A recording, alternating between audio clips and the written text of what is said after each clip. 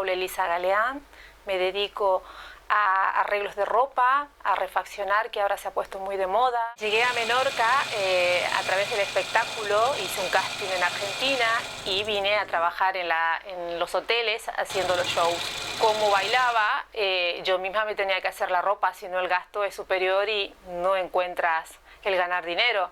Y así es como yo comencé arreglando la ropa, cosiéndome para mí misma.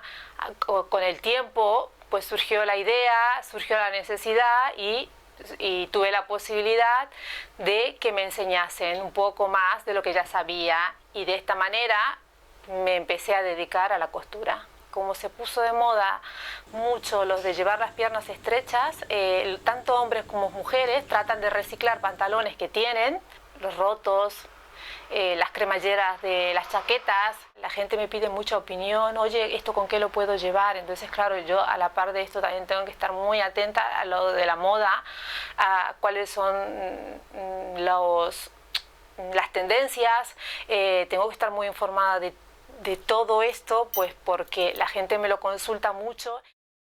Agradecer a toda la gente que viene al costurero de Eli.